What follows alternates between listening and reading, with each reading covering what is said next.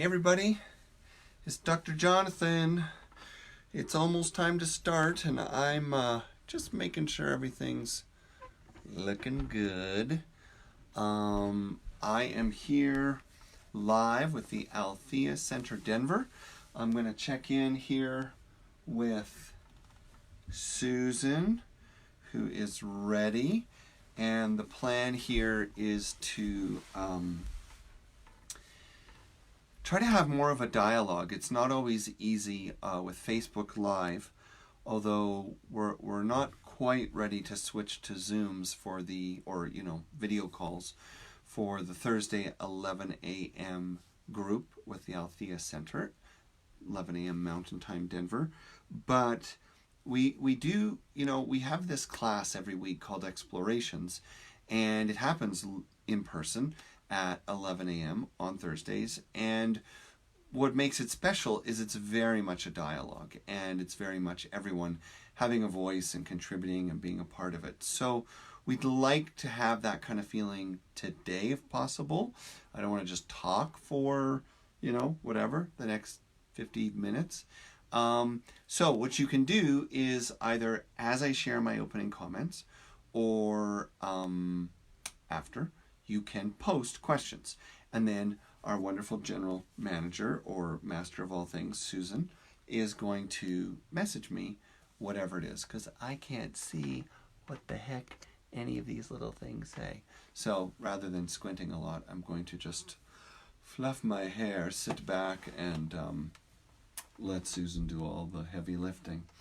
On that note, looks like there's a few of you out there already. I'm really grateful that you're here.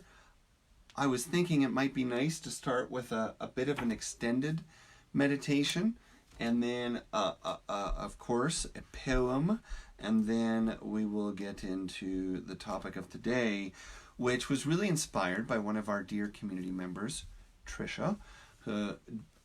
Details of Trisha will remain nameless, but she knows who she is.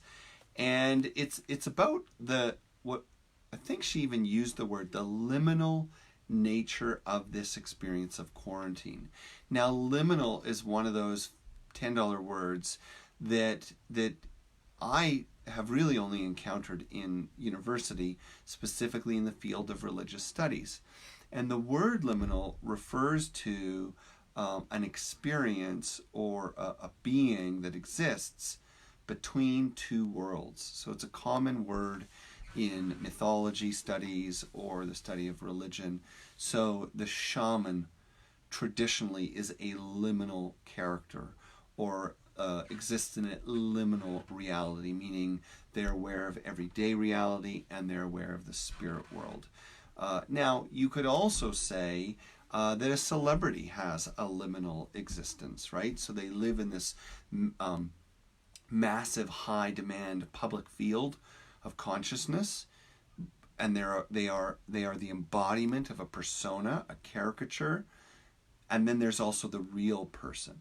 Now, the interesting thing about those analogies is that if we don't have sufficient training or support in understanding what a liminal existence is or what liminal consciousness is, it can be quite difficult.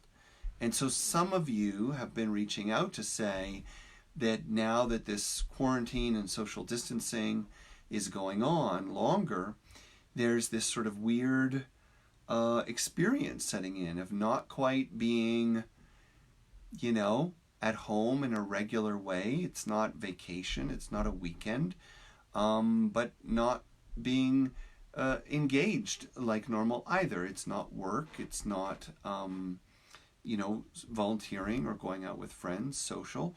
We're in this world where past and future and inside and outside and personal and collective are all mixing. That's what we're going to talk about.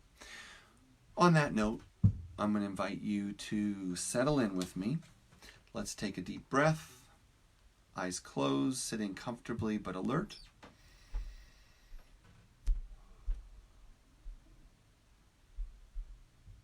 Big breath in, real just kind of a releasing sigh. Exhale, let yourself settle in.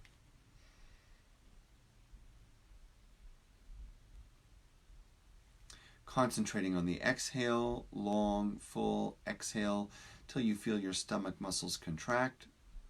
And then the soft, natural inhale.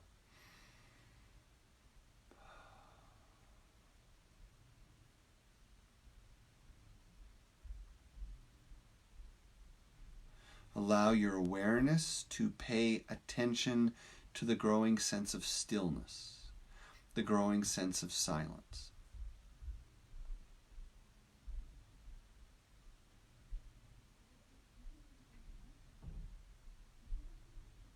Feel yourself growing quiet inside.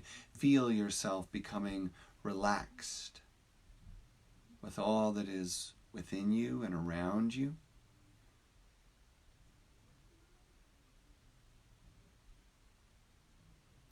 And then we're going to engage the power of the mind, the imagination.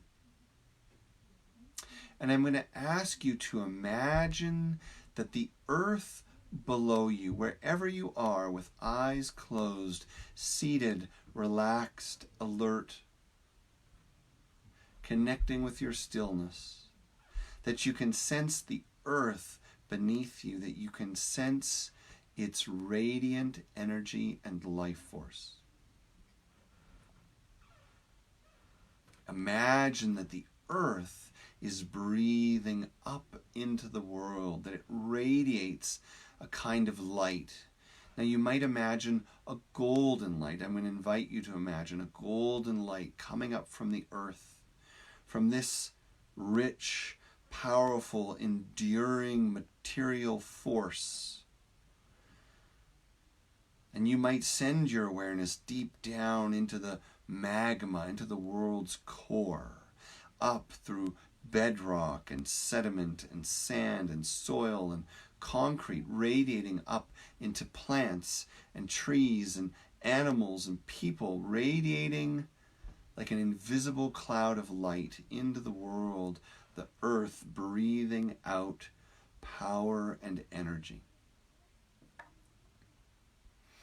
And as you envision this, imagine yourself receiving this energy, the light coming in through your feet,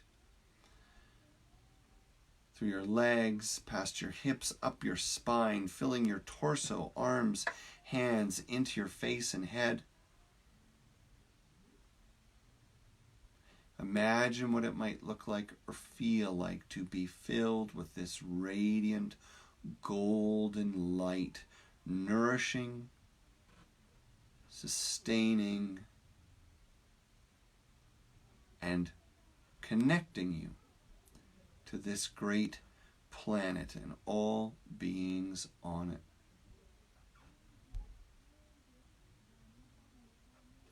And in that golden light, in that radiant awareness, envisioning the way it animates your heart, it activates a beautiful light in the center of your chest. Try to picture that. Try to feel that. Touch it if you like.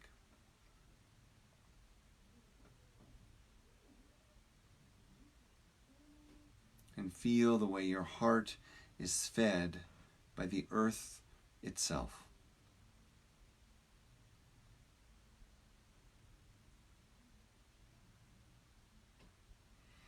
With your next inhale, you're going to imagine now the bright, brilliant world above you.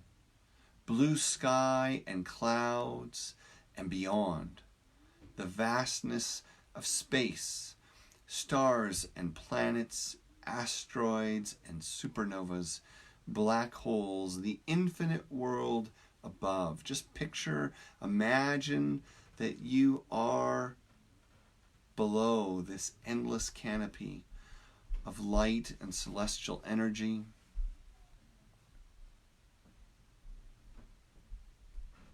Imagine it as best you can, and then picturing the way it radiates down, the sky shining upon everything on earth, the sun shining upon the earth, the moon shining upon the earth, all that radiant energy and dark matter, all radiantly shining inward to us. And you are beneath this rain of beautiful celestial light. Imagine silver light shining down all around you, filling wherever you are, and coming in through the top of your head. Picture, feel, imagine this light coming in through the top of your head, filling your face, your neck, moving into your shoulders, down your spine, into your torso, down through your belly, into your hips, your legs, your feet. Feel yourself nourished and blessed by this radiant celestial light, this shimmering silver healing energy coming through you, filling you and mingling with the golden light of the earth and the beautiful, beautiful light of your heart.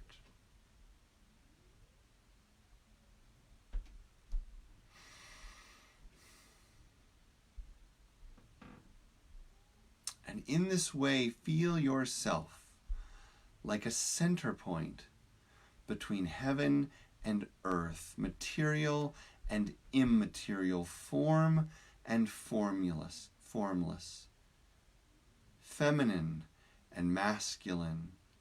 And you live at the convergence of these worlds, and they all meet as one in your heart.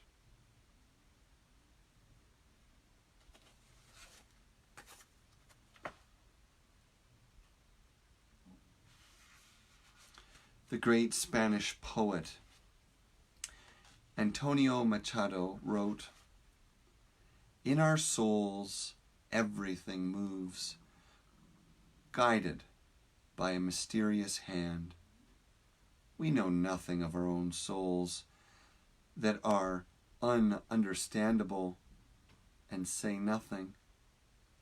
The deepest words of the wise person teach us the same as the whistle of the wind when it blows, or the sound of the water when it's flowing." And very much in the spirit of our theme today, he also wrote, "Between living and dreaming, there is a third thing. Guess it." So with that, I invite you to return to our meeting here, and I'm going to check in with my little notes, see if Susan has said anything, and now that my eyes are open, I can see that more people have joined the room, so greetings and love to everyone here.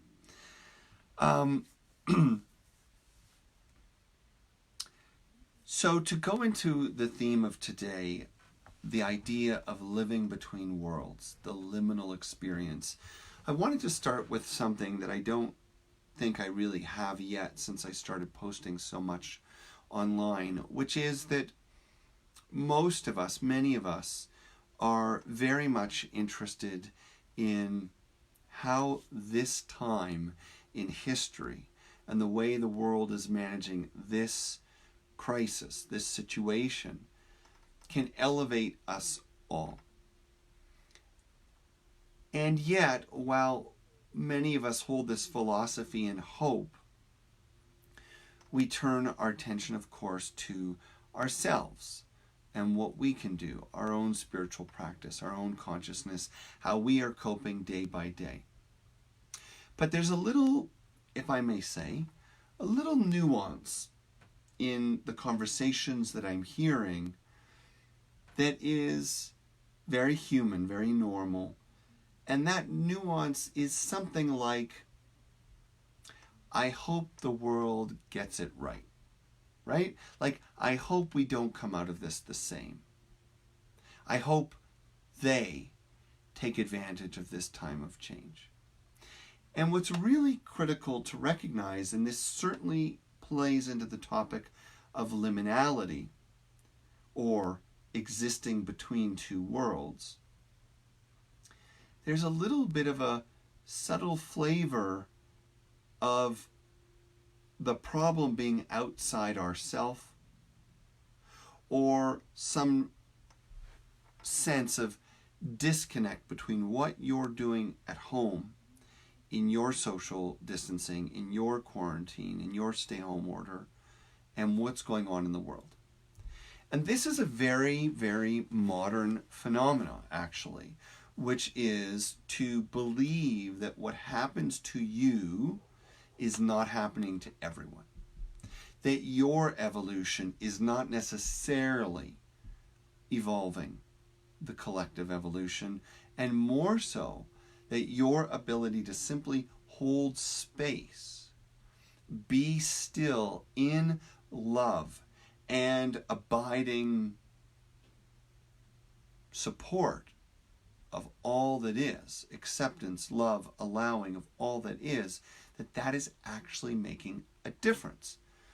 For most of us, we're very oriented, even in our slowing down spiritual solitude and practice, we're very oriented around achieving, doing, being seen, being heard, and having the kind of influences that we are conditioned to focus on in our culture, which means we want people to hear our words, be like us, and we don't feel like we're really making as much of a difference if we're not actively sending a message,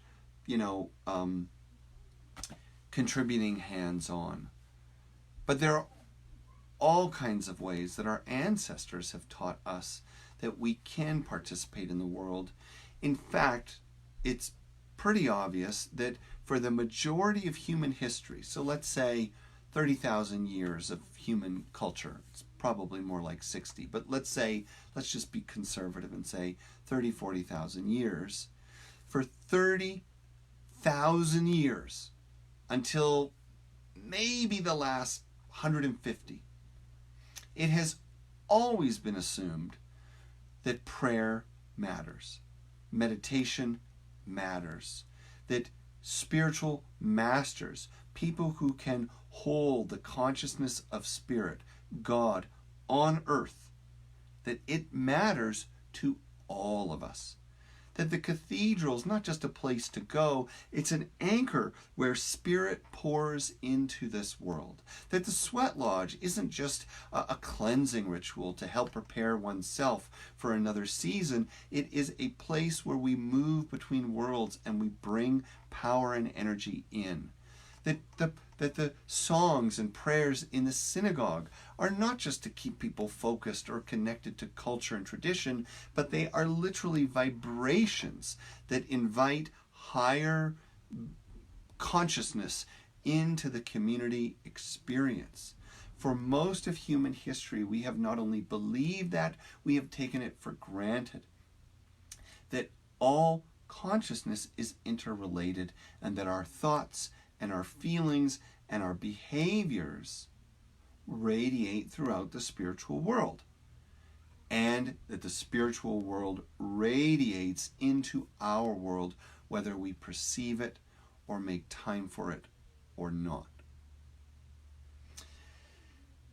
So when we talk about the strangeness of the liminal experience, the experience of being trapped in this moment of your life in which you're not quite feeling like you're moving forward, you're not quite doing what you've done, you don't know what's next, you feel very much in this in-between space, traditionally that experience has been celebrated, sought after.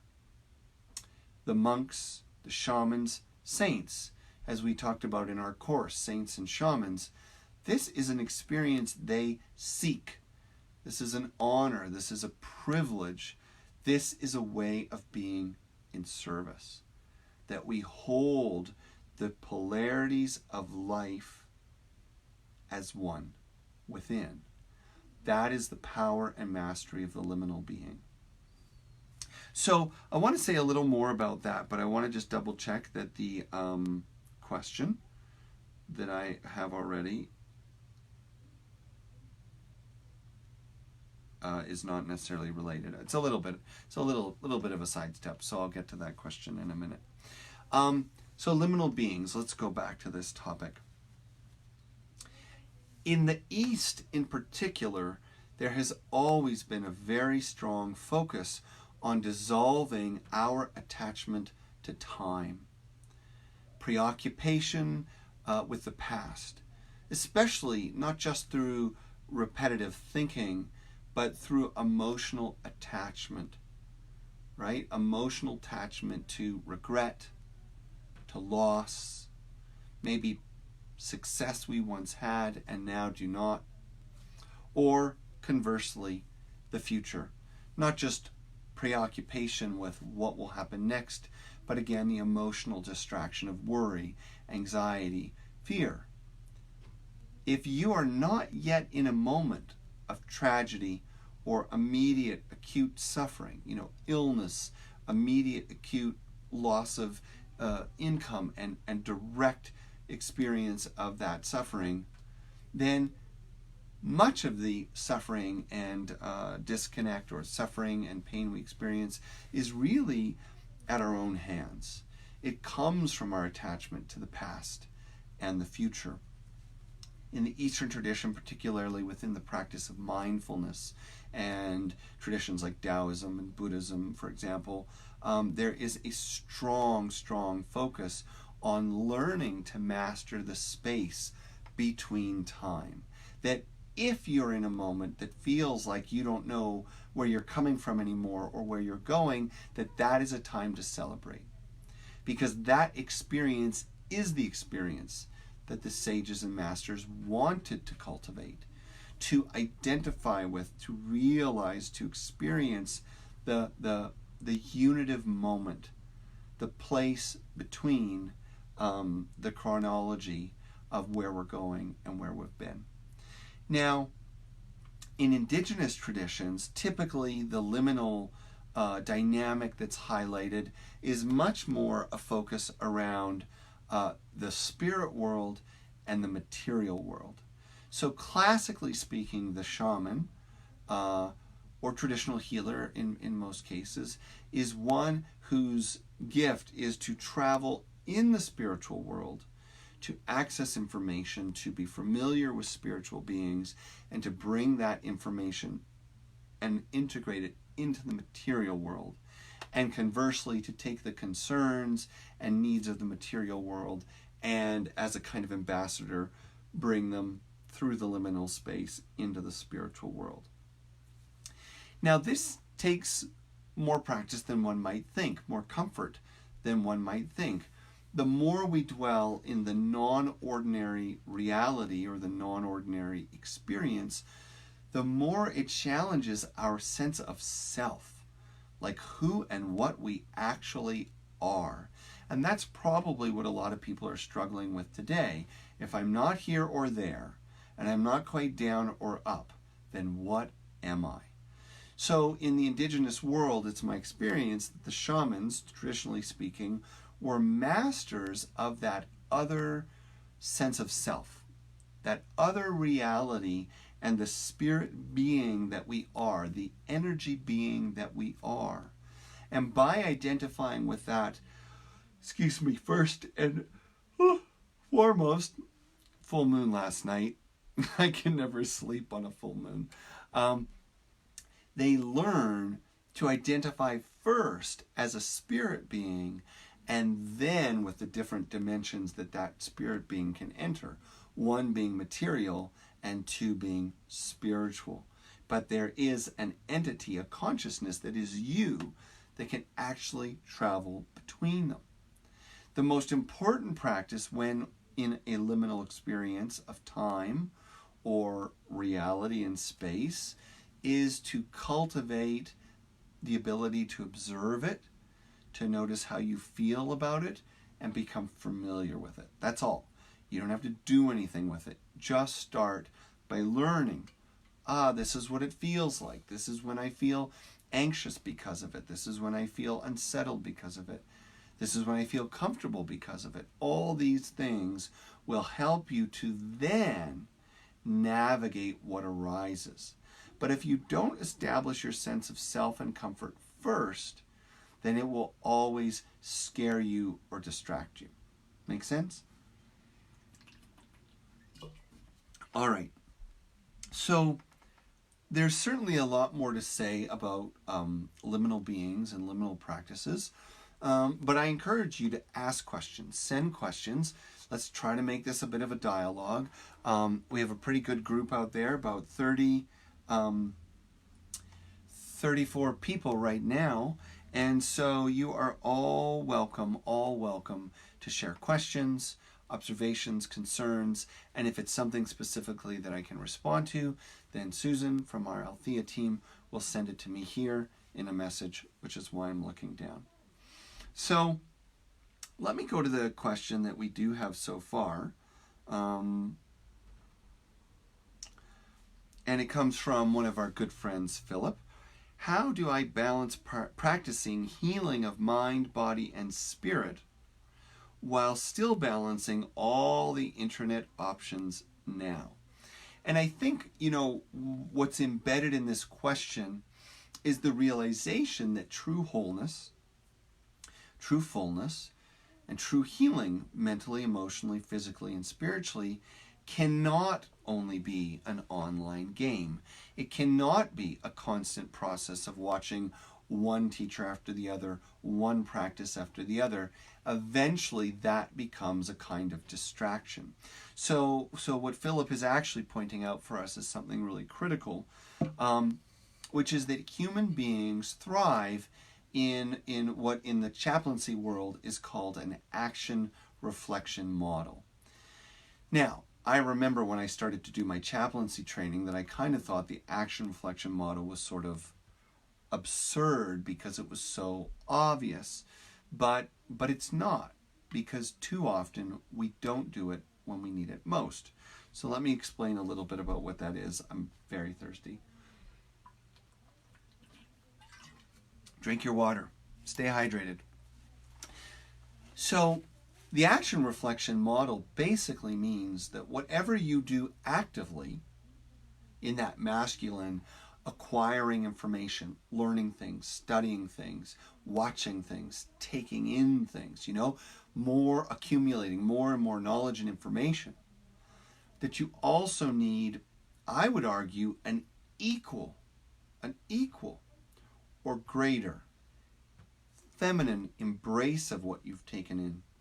Time to process, to feel, to integrate, to explore, to consider. So as an example, if you watched, let's say, 3 videos about healing and health and well-being every day, 7 days a week, but never take the same amount of time to be quiet, to maybe go for a walk alone, to journal about it, to observe how that information makes you feel, to translate what it's going to look like in your life, you might as well just watch 1 a day. Because what we know is that we don't retain and integrate as much meaningfully or sustainably if all we're doing is accumulating. In fact, I think what Philip is also pointing out is that a lot of us can simply become distracted with the process of the soul. Knowing myself more, learning more. Now I'm going to be painting, and now I'm going to be writing, and now I'm going to be creating a new online business, and now I'm going to be sharing my truth with the world. Like, chill out.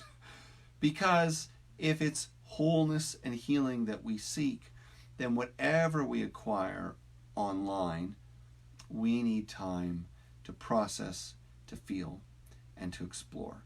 And of course, that certainly can include fun time online and entertainment online. There's nothing wrong with that.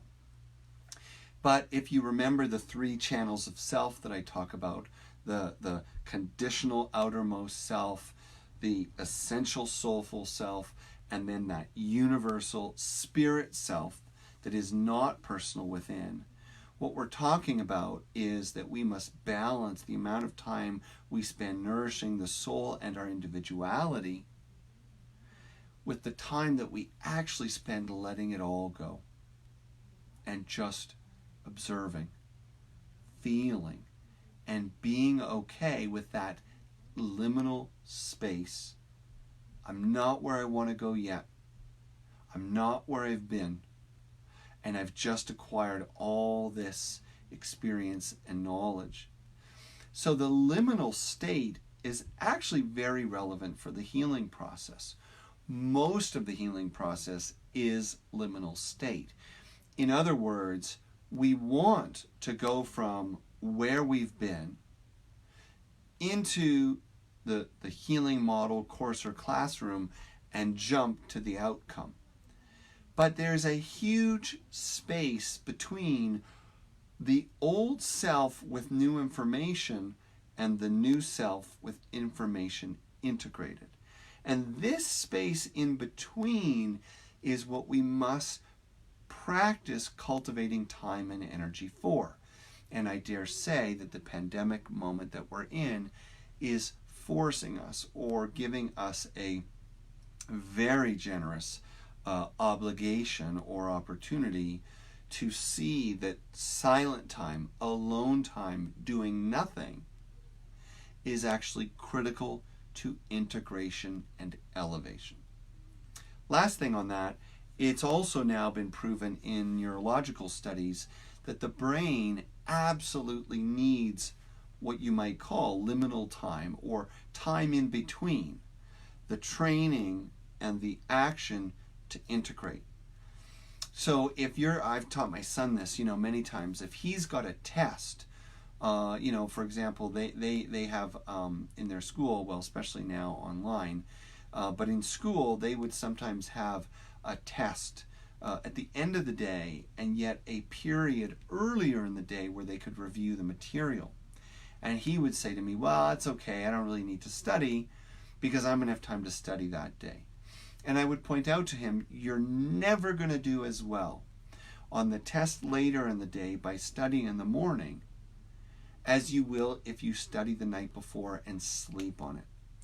Even if you just review it, even if you just read it, put it in, and then let the brain have time to rewire and integrate, and sleep is one of the best times to do that. All right, we have another question. So going back, so there's three here. Lawrence asked the definition of liminal. So at the very beginning we talked about this in case you want to go back, but a quick summary again. Liminal refers specifically to a stage or state between states. It's an in-between, it's by definition an in-between experience. So an in-between consciousness, an in-between place. Typically liminal is used in the discussion of myth and religious studies, and I gave the examples of monks and shamans who actually have the job, or priests, I guess, any religious leader, as being intercessors for the community. So they are liminal characters. They travel in the space between worlds, the mundane and the sacred. The space between them would be liminal. In a more metaphorical kind of way, the dusk and the dawn, twilight, is a liminal time. It's not quite day anymore. It's not quite night anymore. There's that brief period of time where it's neither and it's both, and that is a liminal time. Cultivating liminal consciousness is essential to understanding the healing process or experiencing the healing process. It's also essential to managing this difficult moment that we're in which we are kind of forced into a liminal space between past and present, doing and not doing, inner world and outer world. So hopefully that's helpful, Lawrence. Thank you for the question. Oh, great. So we're going to go to Vicky's next. My question is, I noticed during this time that I am able to slow down and go in for a while, but then I get anxious and feel I need to do something. Thank you for the honesty. That is called normal. That is what probably about 6 billion people are experiencing right now. She goes on though, maybe then is the time to just sit with those feelings, question mark. Would that be your recommendation? Absolutely, Vicky, you are right on, because the idea is that the practice of sitting mindfully is kind of a soulful practice, right from the essential consciousness. And then what arises is the busyness of mind and emotion in that conditional realm. So here we are, we light our incense, we drink our water, it's a peaceful day, it's quiet, the window's there, our eyes are closed, and oh, we're just going to connect with spirit, it's so beautiful. And then it's like, how long has this been? Feels like forever. What? 3 minutes? I can't believe this has been. Is my phone working? Do I need a new battery? Maybe I should go instead of my watch. Maybe I'll get my phone. Oh yeah. Oh no. I was supposed to be meditating. Right. That's it. Okay. So then I go back, and then I start to get impatient again, anxious again, and the secret, both in meditative practice and in life, is that when feelings arise, you feel them to heal them. That's what the emotional world wants. And the mind need only observe them. So feel and observe. Feel and observe. That's it. And if it's anxious, okay, what's anxious like? Move your consciousness back to that deeper, more expansive place, the universal self. And just be curious, like, wow, I am super impatient. Wow, I can't believe how anxious I'm getting. Wow, I feel like I'm going to explode. You're probably not going to explode. So can you cultivate that ability to feel it and to observe it? Feel it and observe it. Move back into that awareness, that is bigger than whatever the emotion is. Now again, another reminder about emotion, because emotions are one of the big trapdoors when we are in the liminal space, trying to stay there, trying to open to something greater and bring it back with us. Emotions arise, and emotions are designed to feel permanent, personal, and pervasive. Permanent, personal, and pervasive. And so when someone texts you something and it feels hurtful or offensive, and suddenly something flares up in you and you've got to respond because you can't believe they think of you this way, or you don't know what they meant by that, stop. Breathe.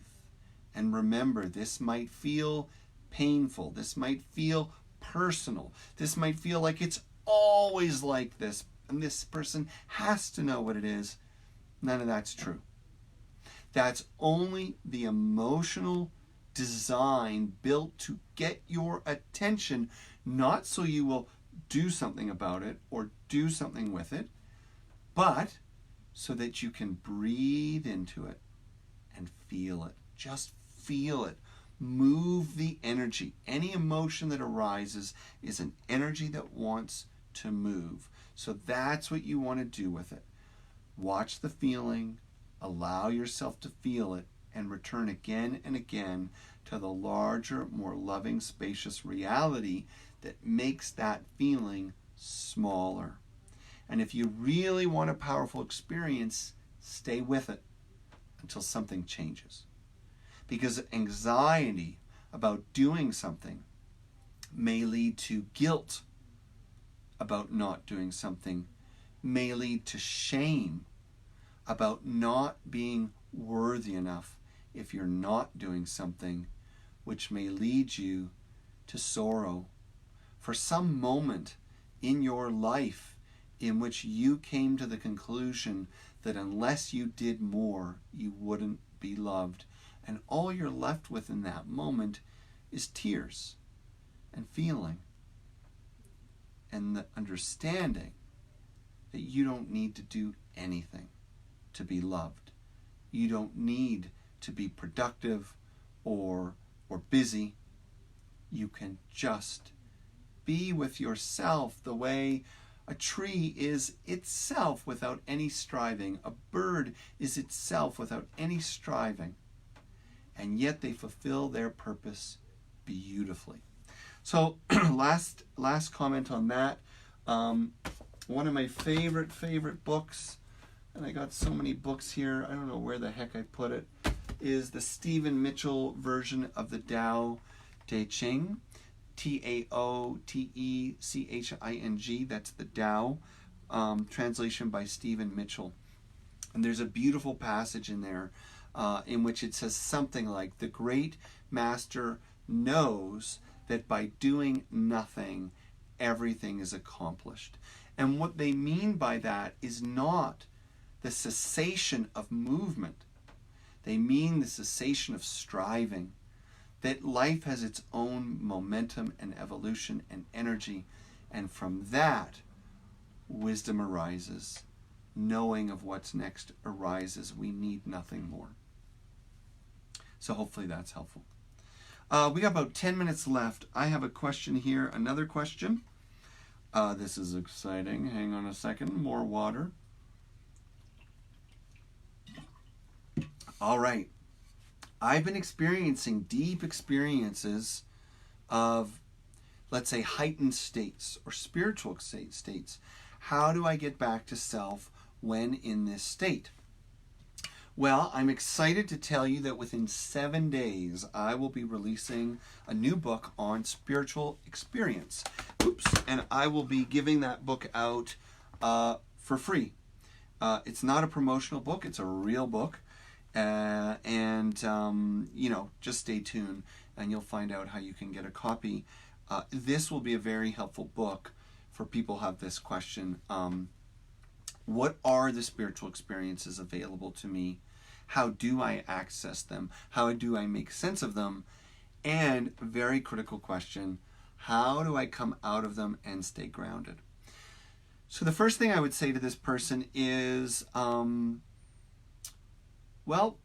be thoughtful and mindful about how quickly you want to come out. I personally think that if you don't have something better to do, it's fine to stay in heightened states for longer periods. That is what most traditions have celebrated amongst their mystics and esoteric, teachings, which is to cultivate the experience longer and longer so that it becomes easier to access, a more clear reference point, and a more integrated dimension of self. However, I also know what it's like to become so absorbed in those experiences that if you then really need to make dinner or really need to pay some bills or really need to get on with some other dimension of self or life, it's a problem, right? You need to snap out of it. So there's a lot of things you can do. The first thing is make sure your transition is intentional and ritualized, meaning don't just shake your head and get up and go, or switch the channel and watch something stupid on Netflix. Not that Netflix is stupid, I just mean there are stupid things on Netflix. Give yourself some moment to acknowledge where you've been and what it's given you. If you feel you've connected with some higher being or reality, thank it, talk to it, release it, and then invite yourself back purposefully.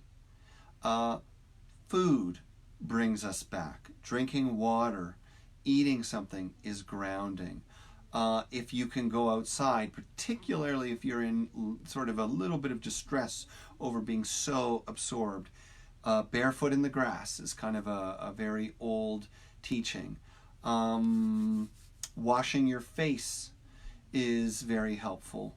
If you are struggling with keeping your dimension straight, a salt bath can be helpful with that. And interestingly, once you've crossed that threshold, that liminal space between being in that experience and that place where you haven't shaken it yet, but you're not quite here and yet you're kind of here. So once you've done your ritual, maybe a smudge, maybe a prayer, maybe moving, stretching, washing your face, having a little something to eat, if you really feel like you've been way out there, and all these things have just barely brought you back, believe it or not everyone's going to love this. Low vibration things can help snap you back into reality.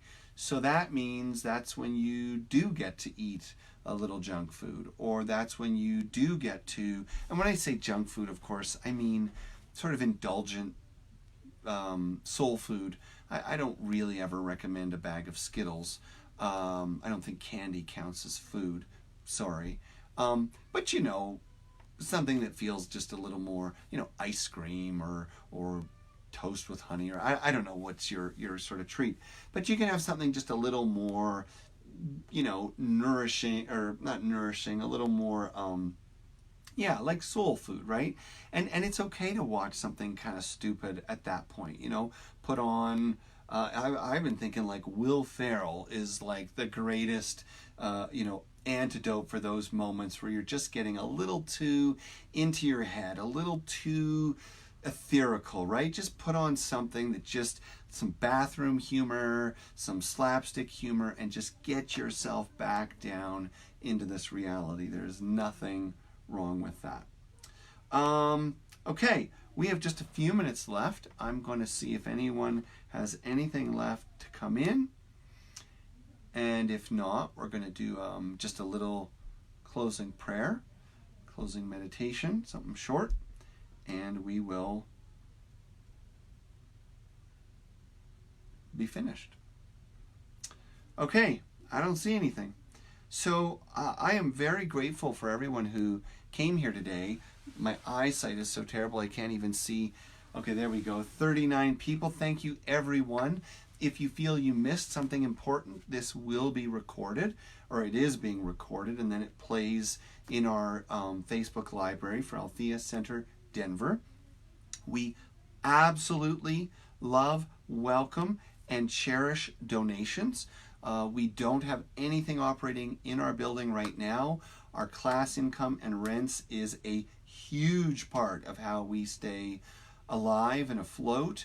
And so Susan will be posting the donation link, and we would be infinitely grateful if you can find some way to make some contribution. If you can't, that's fine too. Just share this, enjoy this, and let's keep connecting. Also, I want to remind you, we are going to have another 2-hour Zoom class where we can see each other and ask questions. That's going to be in a whole week. So not this Friday, but Friday the 17th, a class on how the dark night of the soul brings light to life.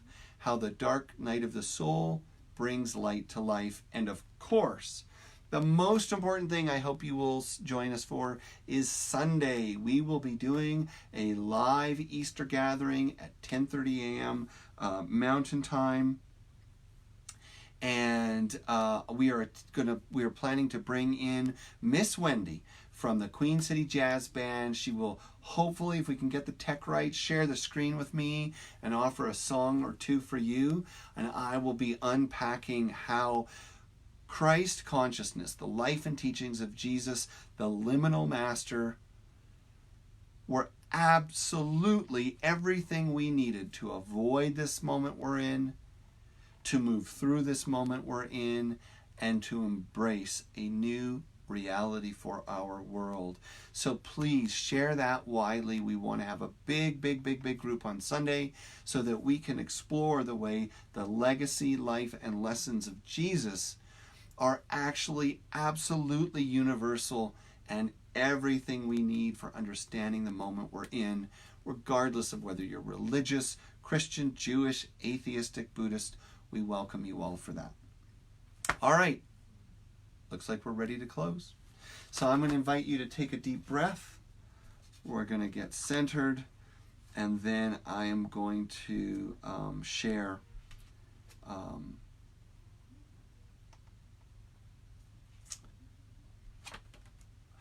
a little reading from Rilke that kind of reminds me of the beauty and the stillness of the liminal space. So, eyes closed, sitting comfortably but alert.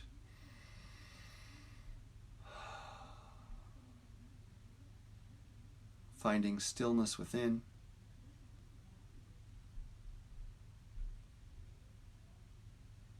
feeling gratitude for this community.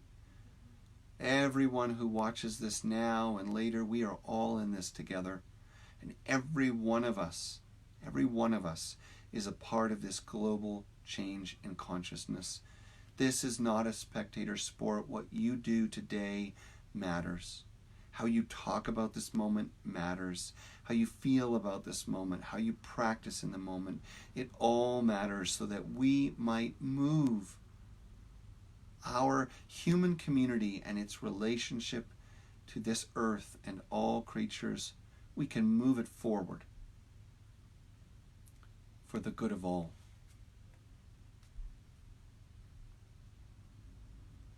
And finding this quiet space is the foundation of the process.